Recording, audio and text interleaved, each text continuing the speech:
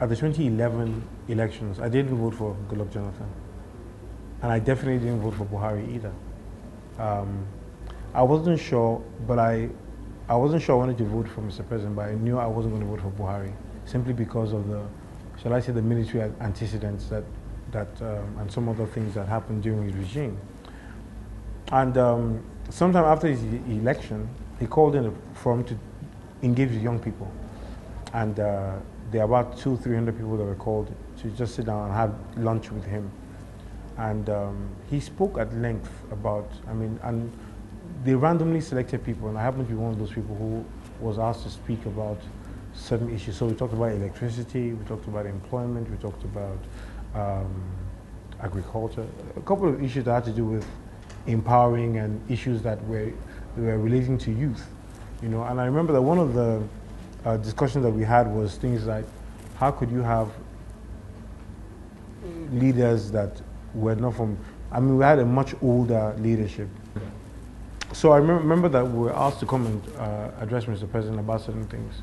And I think I was moved, first of all, by the fact that he did seem to pay attention to what we were talking about, in spite of my own misgivings initially about who he was or what was said about him. And we started seeing some changes. We had younger ministers, we had younger people in some areas of authority for the first time. And then, having looked at what has happened, I think we take for granted so many things and how Nigeria has changed so much.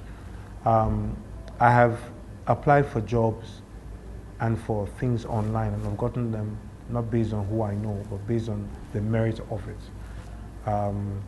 I've seen what the Mr. President has done, especially in the area of youth empowerment. And I think that people look at it as not serious, but it is serious. If we have 70% of the population under the age of 35, and there's a lot of unemployment, then you cannot take for granted that there is some sort of project that focuses on getting these people engaged in one way or the other. So I was at a meeting about a month ago, and I found out that the central bank, under the SME intervention, had financed 72,000 people in the past 3 years. People do not know that, or rather it's there, but of course people may not pick up on and I blame most of this on the type of communication that has been made. It's not that they're not being done. I know that I'm in charge of a program under the SHOP called the GIS.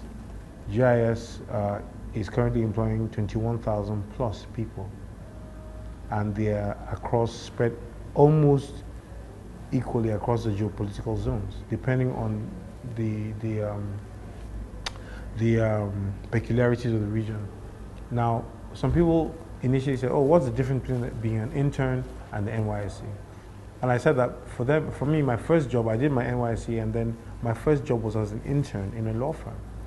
And it was in that law firm that I was taught how to write letters, how to go to court, how to sue people, everything I learned that has led to where I am today was from that first place that I interned.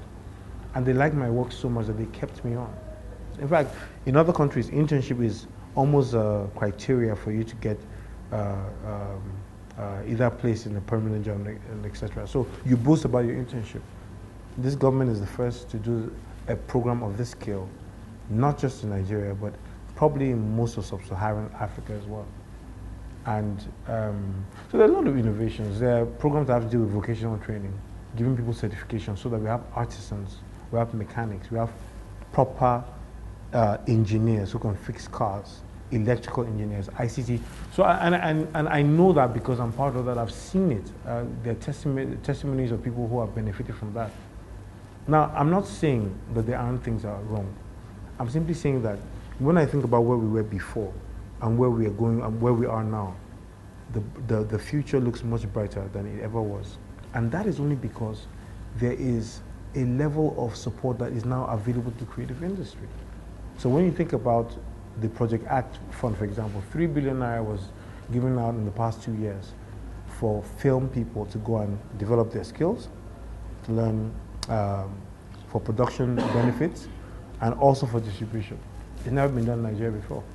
There's a fund that was made available by Nexim that financed quite a few films as well and went and took people for training in the New York Film Academy, etc. It's never been done before.